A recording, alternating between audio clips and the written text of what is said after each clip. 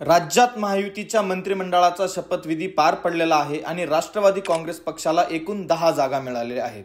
या एकूण 10 जागांमध्ये जुन्या जाणत्या नेत्यांपैकी फक्त हसन मुश्रीफ यांनाच मंत्रिपद मिळालेलं आहे आणि आश्चर्यरीत्या छगन भुजबळ आणि दिलीप वळसे पाटील या जुन्या जाणत्या नेत्यांना मंत्रिपदासाठी डावललं गेलेलं दिसलं आहे। याआधी राज्याच्या उपमुख्यमंत्रीपदी त्याचप्रमाणे मोठ्या मोठ्या पदांवर काम करून चुकलेले छगन भुजबळ यांना मंत्रिपद न मिळाल्यामुळे भुजबळ समर्थकांमध्ये आक्रोश निर्माण झालेला आहे।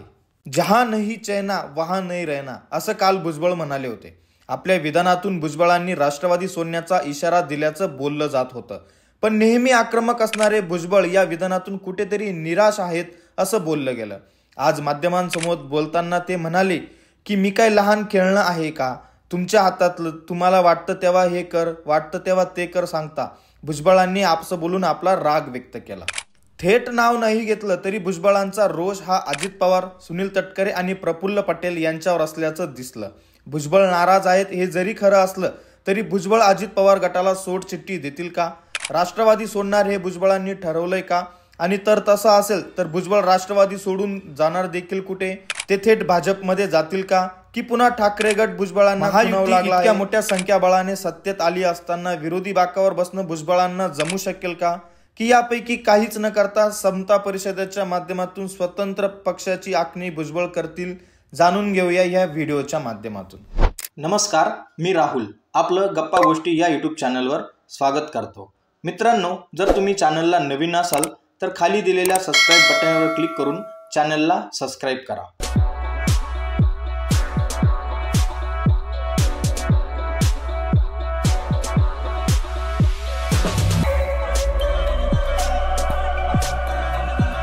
सुरुवात करूया की काय घडलंय आणि भुजबळांनी राष्ट्रवादी सोडणं फायनल केलंय का या प्रश्नापासून। लोकसभेच्या निवडणुकीत नाशिकमधून खासदारकी लढवण्यासाठी भुजबळ इच्छुक होते। आता लोकसभा लढवण्यासाठी आपल्याला सुनील तटकरे, प्रफुल्ल पटेल आणि अजित पवारांनी सांगितलं होतं असा दावा भुजबळ यांनी खुद्द केलेला आहे। स्वतः अमित शहांची इच्छा आहे की तुम्ही नाशिक लोकसभा लढावी असं भुजबळांना या तिन्ही नेत्यांनी घरी बोलून सांगितलं होतं। त्यानंतर एका दिवसाचा वेळ घेऊन भुजबळ नाशिकला गेले। तिथे कार्यकर्त्यांसोबत त्यांनी चर्चा केली व त्यांनी वरिष्ठांना लोकसभा लढवण्यासाठी होकार दिला होता आणि महिन्याभरापासून नाशिक लोकसभेच्या तयारी करण्याच्या मार्गी आपण लागलो असं भुजबळ सांगत होते। मात्र अखेरपर्यंत आपल्याला तिकीट देण्यात आलेलं नव्हतं। शेवटी ही नाशिकची जागा शिवसेनेच्या हेमंत गोडसे यांना देण्यात आली आणि आपला पत्ता कट झाला। यावरच भुजबळ सर्वात आधी नाराज झालेले होते। आता लोकसभेनंतर राज्यसभेसाठी सुद्धा भुजबळ इच्छुक होते, परंतु त्यांना तिथे सुद्धा डावलण्यात आलं। राज्यसभेसाठी नितीन पाटील आणि सुनेत्रा पवार यांची नावे निश्चित करण्यात आली। राज्यसभेसाठी भुजबळ स्वतःच्या नावासाठी आग्रही असण्याचं प्रमुख कारण म्हणजे येवला विधानसभा त्यांना समीर भुजबळ यांना द्यायचा होता। म्हणजे ते स्वतः येवला विधानसभाची जागा रिक्त करणार होते आणि ती जागा आपले पुतणे समीर भुजबळ यांना देणार होते। परंतु अजित पवार गटाने त्यांना आश्वासन दिलं राज्यसभेचं, परंतु ते आश्वासन सुद्धा त्यांनी पूर्ण न करता ती जागा नितीन पाटील आणि सुनेत्रा पवार यांना दिली। यामुळे भुजबळ सर्वात आधी जास्त नाराज झाले होते। त्यानंतर महाराष्ट्रात विधानसभेच्या निवडणुका झाल्या। छगन भुजबळ निवडून सुद्धा आले आणि मंत्रिपदापासून त्यांना वंचित ठेवण्यात आलं। सध्या भुजबळ दावा करताय की त्यांना राज्यसभेसाठी जाण्यासाठी सांगितलं जाते।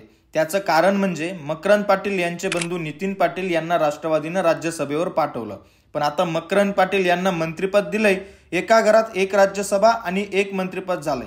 अशा वेळी नितीन पाटलांचा राजीनामा घेऊन भुजबळांनी राज्यसभेवर जावं असं भुजबळ सांगत आहेत। परंतु राज्यसभेवर जाण्यासाठी भुजबळ आता नकार देत आहे। यामागचं कारण म्हणजे भुजबळ म्हणाले की याआधी मी राज्यसभेसाठी प्रयत्न केले, परंतु तुम्ही मला तिथे डावललं।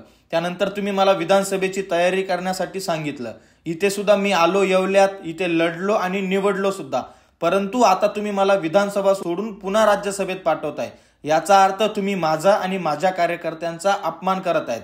याच गोष्टीमुळे भुजबळ आता राज्यसभेवर जाण्यासाठी सपशेल नकार देत आहेत। तर एकंदरीत बघता भुजबळांचा राग हा अजित पवारांसोबतच प्रफुल्ल पटेल आणि सुनील तटकरे यांच्यावर सुद्धा आहेत। गेल्या वर्षभरात भुजबळांनी जरांगे पाटील यांच्या मराठा आरक्षणाच्या आंदोलनाला विरोध केला। यानंतर मराठा मतदार नाराज होऊ नये म्हणून भुजबळांच्या सभावर बंदी घातली गेली। अशी अनेक कारणे आहेत की ज्यामुळे भुजबळांचा फायद्यापेक्षा त्यांच्या तोट्याकडेच बोटं दाखवू लागले आहेत। राष्ट्रवादी काँग्रेस पक्षाची मूळ रचना ही मराठा केंद्रित राजकारणाची होती। शरद पवारांनी मराठा केंद्रित हेच राजकारण बॅलन्स करण्यासाठी भुजबळांना सोबत घेतल्याचं समजलं होतं. सुरुवातीपासूनच अर्थात शिवसेनेतून बाहेर पडताना पूर्वापार हिंदुत्ववादी असलेले भुजबळ मंडळ आयोगापासून ओबीसी नेते म्हणून गणले जाऊ लागले होते. गेल्या वर्षभरात आपली ओबीसी राजकारणाची प्रतिमा भुजबळांनी अधिक मोठी केली होती. तरीही थेट मराठा विरोधातून राष्ट्रवादीची पारंपरिक मराठा वोट बँक अजित पवारांपासून दुरावत ती पवारांकडे जात असल्याचं विश्लेषण मांडलं जाऊ लागलंय. पर्यायानं अजित पवार गटाला कुठेतरी भुजबळांची अडचण होत असल्याचं दिसून आलेलं होतं. आता पुढचा मुद्दा, भुजबळ राष्ट्रवादी सोडतील का? भुजबळांचं आजचं राजकीय मूल्य महत्वाचं ठरतं. आरोप झाल्यानंतर आणि जेलवारी करावी लागल्यानंतर भुजबळ शांत झाले होते. मात्र जरांगे पाटलांच्या आंदोलनाच्या निमित्ताने थेट आक्रमक भूमिका घेऊन भुजबळांना आपली ओबीसी राजकारणाची प्रतिमा पुन्हा मोठी करण्यात यश मिळालेलं होतं. एकतर ओबीसी फॅक्टर वर भुजबळ सगळ्यात सिनियर राजकारणी आहेत. गोपीनाथ मुंडेंच्या पश्चात जर ओबीसी प्रवर्गातून सर्वात जास्त कोणाला पब्लिसिटी मिळाली असेल तर ते म्हणजे भुजबळ. यामागचं कारण म्हणजे भुजबळ हे माळी समाजातून येतात, परंतु त्यांनी माळी समाजासोबतच इतर ओबीसी प्रवर्गातील सर्व जाती धर्मांना सोबत घेतलेलं होतं. त्यामुळेच त्यांना महाराष्ट्रात अतिशय चांगली लोकप्रियता मिळालेली होती. तर महाराष्ट्रात इतकी लोकप्रियता असून त्यातल्या त्यात राष्ट्रवादी काँग्रेसचा सगळ्यात सिनियर नेता असून सुद्धा भुजबळांना अजित पवार, सुनील तटकरे आणि प्रफुल्ल पटेल यांसारख्या त्यांच्यापेक्षा ज्युनियर नेत्यांच्या इशाऱ्यावर नाचावं लागत आहे. याच गोष्टीवर भुजबळ नाराज झालेले आहेत आणि कदाचित ते आता राष्ट्रवादी सोडतील सुद्धा, असं प्रसार माध्यमांमधून चर्चा केली जात आहे. अजित पवारांच्या बंडखोरीनंतर झालेल्या पहिल्याच भाषणात भुजबळांनी आक्रमक भूमिका घेत पवारांवर टीका करायला सुरुवात केली होती. या टप्प्यात अजित पवारांच्या नेतृत्वाखालील राष्ट्रवादीत आपला क्रमांक वरचा राहील याची जाणीव भुजबळांना झाली. मात्र आगामी दिवसातच भुजबळांचा क्रमांक खाली घसरला आणि पुन्हा दुय्यमत्वाची जाणीव भुजबळांना होऊ लागली. सध्याही नेमकं हेच घडताना दिसतंय. तुलनेत कनिष्ठ असणाऱ्या नेत्यांच्या इशाऱ्यावर काम करावं लागणं आणि त्यांचा निर्णय मान्य करणं हे भुजबळांना अडचणीत टाकण्यासारखंच होत आहे. याच कारणांमुळे भुजबळ आता राष्ट्रवादीच्या बाहेर पर्याय शोधत असल्याचं बोललं जात आहे. भुजबळांच्या मते मराठा नेतृत्व हे राज्यातील ओबीसी नेतृत्वाला योग्य तो सन्मान देत नाही, म्हणजेच आपण ओबीसी असल्यामुळे आपल्याला मंत्रिपद दिलेलं जात नाही, अशी भुजबळ टीका करत आहेत. आणि त्यांच्या या टीकेमुळे नक्कीच राष्ट्रवादीतील ओबीसी प्रवर्ग, त्यांची ही ओबीसींची वोट बँक नक्कीच कमी होणार असल्याचं समजलं जात आहे. या प्रकारे भुजबळांना मंत्रिपद न मिळाल्यामुळे राज्यातील समता परिषद चांगलीच नाराज झालेली आहे. त्याचमुळे राज्यातील काही भागांमध्ये अजित पवारांच्या फोटोवर जोडमारची आंदोलनं सुद्धा होत आहेत. आता भुजबळांसमोर पुढील पर्याय काय उरतील? ते भाजपामध्ये जातील की ठाकरे गटात जातील की पवार गटामध्ये पुन्हा सामील होतील की ते स्वतःचा स्वतंत्र पक्ष तयार करतील? यावर तुमची काय प्रतिक्रिया आहे ते तुम्ही आम्हाला कमेंट करून कळवा. आणि अशाच महत्त्वपूर्ण माहितींसाठी गप्पा गोष्टी चॅनलला सबस्क्राईब करायला विसरू नका.